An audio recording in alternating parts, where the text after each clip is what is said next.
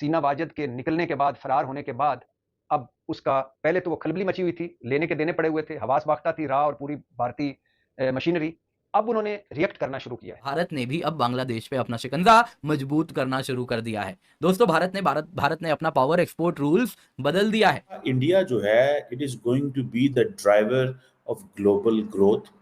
साफ साफ कह दिया कि झारखंड से बांग्लादेश को जो बिजली एक्सपोर्ट हो रही है, अब बत्ती गुल होने का समय आ चुका है। वहां से कहा गया है बांग्लादेश की तरफ से कि भारत जो है वो एक सही रोल प्ले नहीं कर रहा। या क्या इंडिया जो है वो नेक्स्ट चाइना बनने जा रहा है?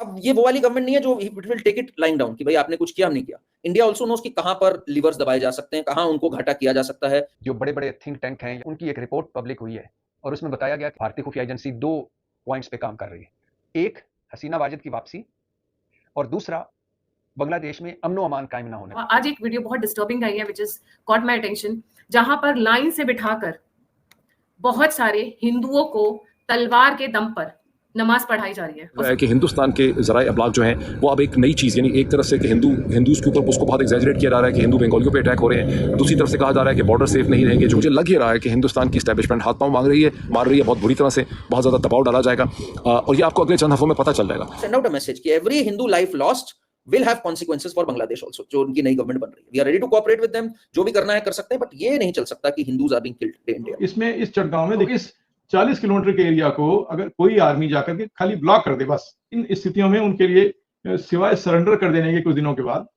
और कोई रास्ता नहीं बचता। ये भी कह रहे हैं कि कुछ एरिया बांग्लादेश का ऐसा बताया जा रहा है जो कि भारत क्लेम कर सकता है। ये बड़ी अग्रेसिव स्ट्रेटेजी होगी। I am all for aggression. अगर देखिए, एक रामायण में एक कहावत है, भय बिन होए ना प्रीत। बिना भय के प्रीत नहीं होती, दोस्ती नहीं होती। जब से बांग्लादेशियों ने अपनी पीएम शेख हसीना को उठाकर बांग्लादेश से भगाया और इसको भाई गद्दी पर बैठाया, तब से बांग्लादेश की किस्मत बांग्लादेशियों से रूठ गई। मतलब पहले तो भाई भारत के साथ में ट्रेड रुकी और ट्रेड रुकने की वजह से बांग्लादेश में महंगाई इतनी बढ़ चुकी है आज के टाइम पर कि बांग्लादेश का हाल पाकिस्तान के जैसा हो रहा है। और थोड़े दिन और रुक जाओ तो भैया बांग्लादेशी भूखे मरने लग जाएंगे और खुद ही सरेंडर कर देंगे। मतलब अभी जो कट्टरपंथी हिंदुओं को मार रहे हैं, भगा रहे हैं, ये कह रहे हैं कि भाई भागो यहाँ से। मतलब हिंदुओं को बांग्लादेश के कट्टरपंथी बांग्लादेश का नागरिक तक मानने से मना कर रहे हैं। कह रहे हैं भैया ये बांग्लादेश के नागरिक नहीं है, भारतीय नागरिक है। और कह रहे हैं जबरन की भाई यहाँ से भागो, नहीं तो मरोगे, नहीं तो फिर मुस्लिम बन जाओ, मतलब कन्वर्टेड हो जाओ। ये करने पे लगे हुए हैं। और जो इनका नया नया पीएम बना है, caretaker PM Muhammad Yunus, Nobel पुरस्कार विजेता, जिसको नोबेल पुरस्कार दिया गया, पता नहीं किस वजह से दिया गया है। मतलब क्या किया भैया इसने नोबेल पुरस्कार पाने के लिए? सिर्फ और सिर्फ CIA का एजेंट बनने के अलावा।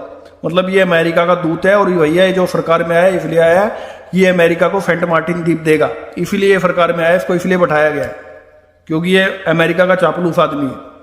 तो भाई ये सरकार में आया, सरकार में आने से पहले इसने ये कहा था कि भाई हिंदुओं पे हमले रोक दो, नहीं तो मैं इस्तीफा दे दूंगा अगर तुम ऐसा करोगे। तो ऐसा बढ़िया बन के दिखा रहा था ये। और अब ये कह रहा है भैया कि मैं कुछ नहीं कर सकता। मतलब हिंदुओं पर हमले हो रहे हैं, होते रहे, मैं कुछ नहीं कर सकता भाई, जो मैंने करना था कर दिया। मतलब पहले इस्तीफा देने की बात कर रहा था और आज इसका रुख ये है कि भैया हो रहे हैं, होने दो, कोई दिक्कत नहीं है, पर मैं भाई इस्तीफा नहीं दूंगा। बहुत मुश्किल से गद्दी मिली है, फिर नहीं छोड़ूंगा मैं। और भाई चिपक कर बैठ गया ये। मतलब यार बांग्लादेश की गद्दी पर ये चिपक कर बैठ चुका है और हिंदुओं पर हमले कम होने का नाम नहीं ले रहे। अब ये हो गया कि भाई भारतीय BSF को बांग्लादेश के 2 एरिया को अपने अंडर में लेना पड़ेगा। उसका भी डर इन्हें सता रहा है कि भाई ऐसा हो जाएगा। मतलब हो सकता है भैया, डर रहे हैं कि एक तो चिकन नेक वाला एरिया और चिटगांव वाले एरिया, इन दोनों एरिया को भैया ब्लॉक करेगी BSF, इनको लग रहा है ये।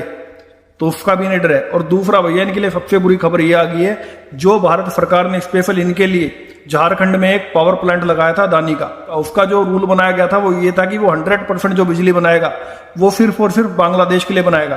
पर अब उसके रूल चेंज कर दिए गए और ये कहा भैया वो भारत में भी अपनी बिजली बेच सकता है। मतलब बांग्लादेश को देने की कोई जरूरत नहीं है, मरने दो इन्हें भैया, इनके वहां पर अंधेरा छाने दो, तभी इनके कल ठिकाने आएगी। तो यार ये खबर भाई बांग्लादेश के तोते उड़ा देने वाली खबर है कि भैया बिजली भी जाने वाली है। मतलब महंगाई ने कमर तोड़ दी है, पर अब बिजली भी जाने वाली है। जो पंखे के वहां बैठते हैं ना ये, इनकी ये भी कल ठिकाने आ जाएगी। ये भारत के भरोसे जिंदा आदमी है और भैया भारत को आंखें दिखा रहे हैं, तो भाई भारत से कैसे लाभ उठाएंगे? तो अब इनकी भाई हवा टाइट होने वाली है। और अब ये अपने भिखारी दोस्त पाकिस्तान से भीख मांगे, वो इनके लिए अच्छा है। लेकिन अमेरिका से एक टाइम पे आपके टर्म्स बहुत अच्छे भी रहे हैं, जैसे कि हमने देखा कि जब ट्रम्प का टाइम था या इवन जो बाइडेन के टाइम पर भी हमने यही देखा कि भारत काफी बैलेंस चला है। लेकिन इस वक्त आप लोगों ने जिस तरीके से बांग्लादेश का साथ दिया है या उनके प्राइम मिनिस्टर को अपने यहाँ रखा है, आपको लगता है कि ये चीज कहीं ना कहीं आपको आगे जाकर बांग्लादेश की जो नई गवर्नमेंट आएगी उसके साथ कुछ मुश्किल आ सकती है उनके साथ बातचीत करने में या उनके साथ डील करने में, क्योंकि वहां से कहा गया है बांग्लादेश की तरफ से कि भारत जो है वो एक सही रोल प्ले नहीं कर रहा और एक तरह से जो आप लोगों ने हसीना जी को रखा है अपने यहाँ। नहीं, यूएस ने बिल्कुल सही अपने हिसाब से कार्ड खेला जो वो करना चाहते थे। वो एक anti Indian and pro American एक गवर्नमेंट चाहते थे बांग्लादेश में इंस्टॉल करना, वो उन्होंने किया। And the words that are coming out of Mohammad Yunus's mouth, आज भी जो बोला उन्होंने कि we can not forgive India, India ने जो किया हमारी इंटरनल चीज को उन्होंने कह दिया आपकी इंटरनल चीज है।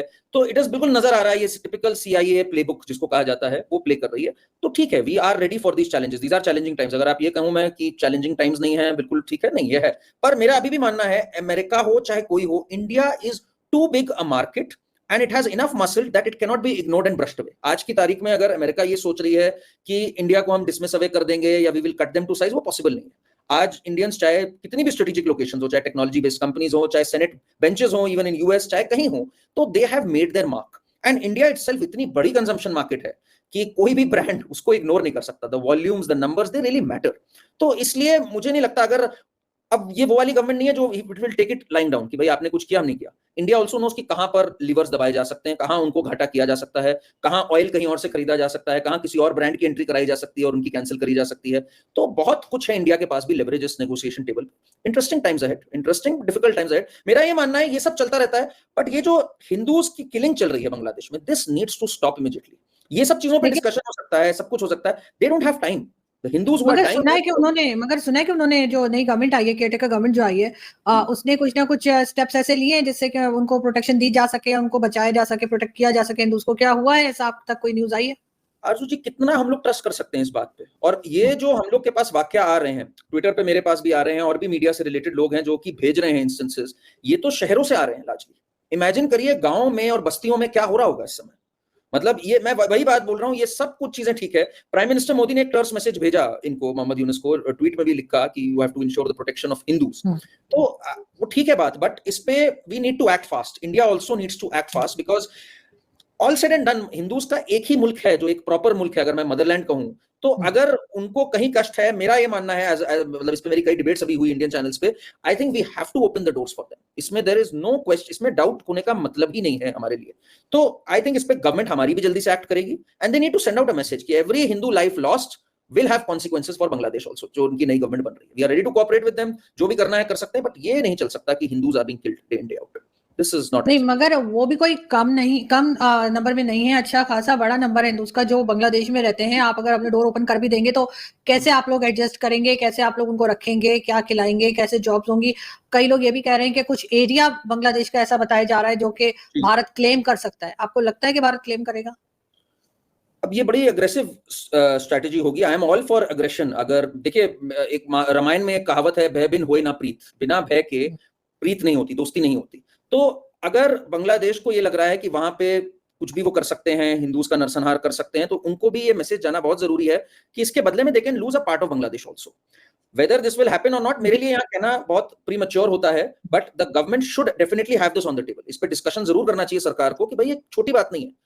कल एक जमाने में तो बांग्लादेश भारत का ही हिस्सा था, और 1971 में जब ईस्ट पाकिस्तान से अलग होके गया था तो भी एक बहुत बड़ा ऑप्शन था कि हम विलय कर सकते थे उसका इंडिया से, पर हमने विलय नहीं किया। हमने कहा कि भाई इंडिपेंडेंट रहे, वो मुल्क अपना करे जो करना है। बट इसका मतलब ये नहीं कि वहां जो हिंदूज हैं, आप ये सोचिए आरजू जी, 21% थे हिंदूज इन 1971, आफ्टर 1971 का पूरा कार्नेज के बाद।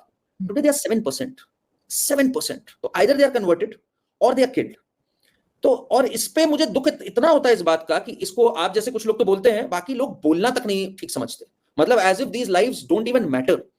तो ये बड़ी शर्म की बात होती है, मेरा मानना है। इस पे इंसानियत के ही नाते एटलीस्ट सबको, चाहे किसी भी मजहब के हो, कम से कम बोलना चाहिए, कम से कम प्रेशर डालना चाहिए इंटरनेशनली हर व्यक्ति को ऑन बांग्लादेश।